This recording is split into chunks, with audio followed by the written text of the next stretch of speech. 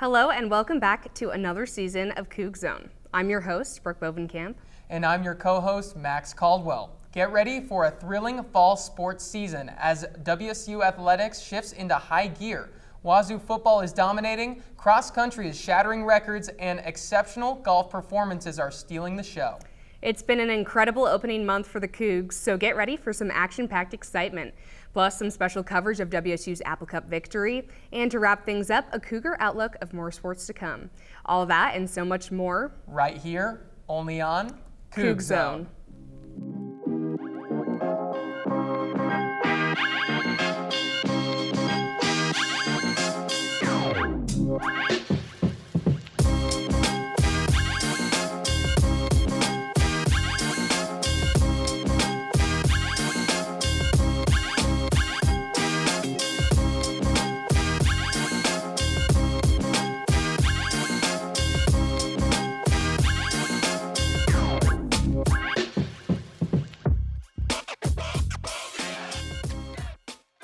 WSU football is off to a hot start in the 2024 season. Starting 3-0, the Cougs have taken down Portland State, Texas Tech, and Washington all in order. Their three-game winning streak capped with a win in the Apple Cup over at Willman Field. The game came down to one final yard.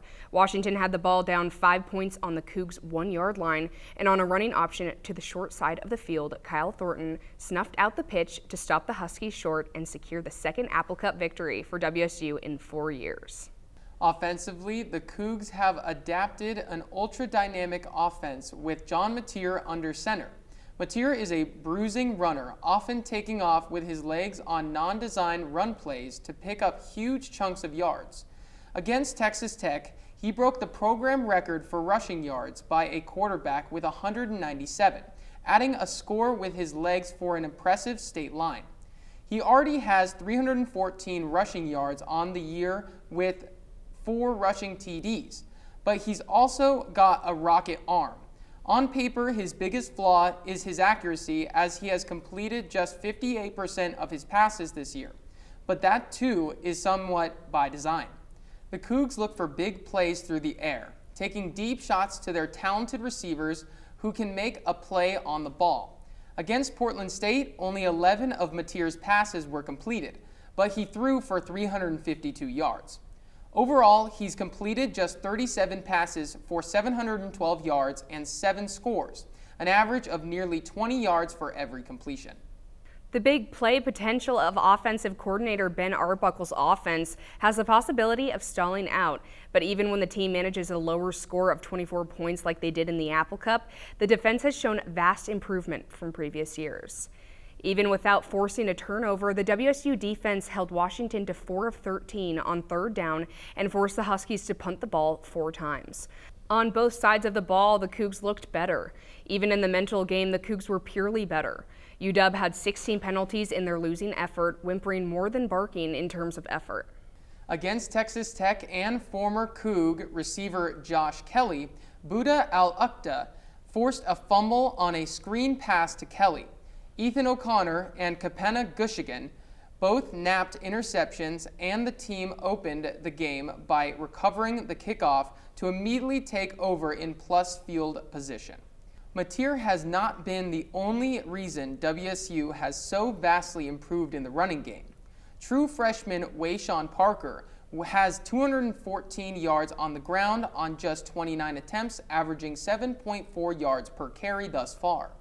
Also, a threat in the receiving game, he had a 52-yard receiving touchdown against Portland State and has 70 total yards through the air.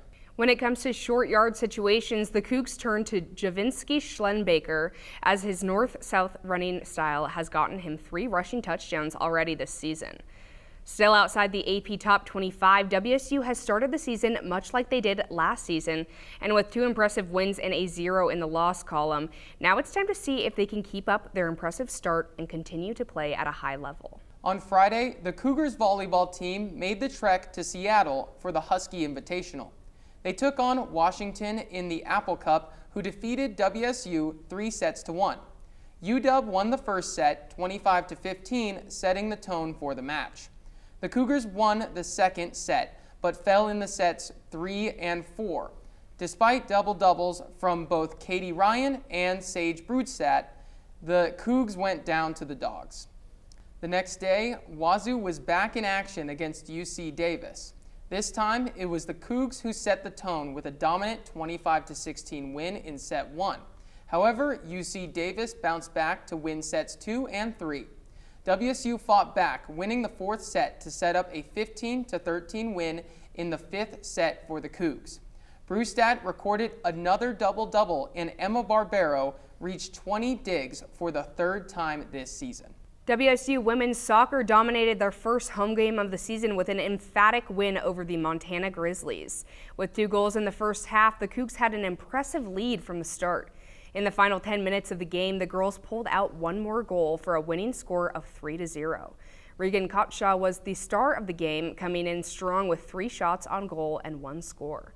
Their next home game against UC Irvine was an intense defensive clash, resulting in a halftime score of 0-0. In the second half, Jenna Studer scored the game's first goal with 15 minutes left. However, UC Irvine quickly responded, leading to a 1-1 tie. The Cougs continued their short home stand against UC San Diego. The Tritons struck first in the 20th minute, but Rajana Reid answered with a goal of her own in the 37th minute to even the score early. A scoring drought for both teams lasted until the final buzzer, securing another 1-1 tie for WAZZU. A grueling start to the season got even more challenging as the Cougs went on a road trip to take on Georgia Southern and the University of Georgia at Turner Soccer Complex in Athens.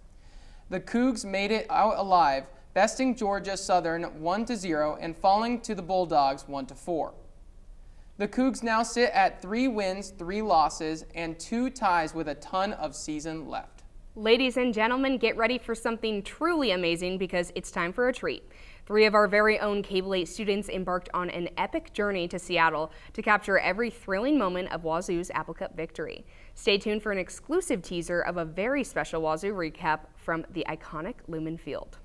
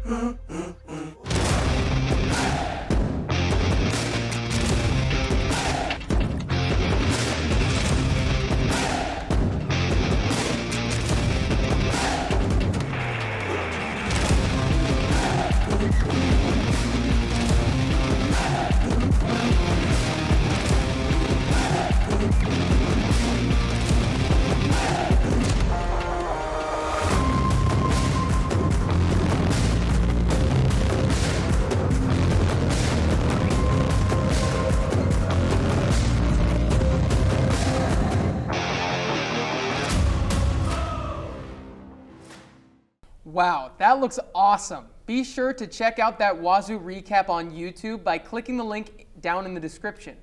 WSU tennis has returned triumphantly with an outstanding season opener at the Battle of the Bay in San Francisco. The singles and doubles teams not only met but exceeded expectations. The dynamic duo of Elise Say and Yura Nakagawa delivered a stellar performance, powering through to the semifinals.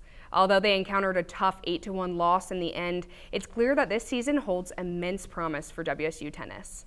On Friday, September 13th, WSU Cross Country hosted the WSU Cougar Classic at the Colfax Golf Club. The Cougs had a great day, with the men coming out in second and the women finishing in third. Freshman Zena Chepta came in first place in the women's 6K race with a time of 20 minutes and 3 seconds. Not far behind her was graduate student Elena Stone Boggs, who finished in 7th place with a time of 20 minutes and 46 seconds. Meanwhile, in the men's 8K race, freshman Evans Kuraway easily secured a first-place finish with a record-breaking time of 22 minutes and 46 seconds. Kuraway smashed the previous men's 8K record set in the 2015 Pac-12 Championships by a whopping 20 seconds. Graduate student Brian Barsaya finished in 5th place with a time of 23 minutes and 43 seconds, adding to WSU's dominant display of speed. With 2 exciting freshmen leading the way, this will be a promising year for the Cougs. Men's golf is in full swing. The Cougs had a strong showing at their home course for the season opening Palouse Collegiate Tournament on September 9th. The Cougs were consistent throughout all 3 rounds, finishing at 24 under par when it was all said and done. That score was good enough to finish 4th place out of the 15 teams in the mix and just 4 strokes outside of the top 3. Junior Sam Renner led the Cougs by shooting 8 under par, tied for the 12th best individual score amongst all players. Renner's 6 birdies in the 3rd round were massive in keeping the Cougs ahead of the pack. With a strong opening, the Cougs set the tone for a grueling golf season. The women's golf season kicked off in Kentucky for the Betty Lou Evans Invitational Tournament. The 3-day tournament wrapped up on September 10th at Champion Trace Golf Course. WSU fell just 1 stroke shy of finishing in the top 5 with a cumulative score of 30 over par. Despite the Cougs' middling finish, sophomore Alice Johansson was electric as she shot her way to the best individual score of the entire tournament. After a slow start on day 1, Johansson fired 2 straight 68s to finish at 4 under par and claim the first individual tournament win for a Coug since 2020. Great job, Alice. Before we sign off on this episode of COUG Zone, let's send it over to our WSN correspondent Olivia Mayo for an outlook on Cougar sports to come. What's up, Cougs? My name is Olivia Mayo, and we are taking a look at the sports outlook for September 21st through October 4th. Starting off the bat is some WSU football action. Your undefeated Cougs are back home as the Apple Cup winners. They'll be taking on San Jose State on a non-traditional day. A Friday night game is on the slate with the 2 teams kicking off at 7 p.m. Last year, the Cougs beat Colorado Friday night, and they look poised to keep up their Friday night light magic. Next up, we have women's tennis, who are going to be competing in the 3-day ITA Women's Championship in Cary, North Carolina, starting September 21st. Come that Monday, the 23rd, women's golf will be heading down to Fort Collins, Colorado, to play in the Rams Classic until Tuesday, the 24th. Thursday, September 26th, WSU Volleyball will be facing off against Santa Clara University on SCU's home turf. The following day is Friday. It is a jam-packed, including tennis, playing both at home and in Milwaukee, as well as swimming, competing in the Crimson and Gray inter-squad meet. Kicking off Saturday, the 28th, is an away game for football, taking on Boise State, where they will see the Smurf turf firsthand.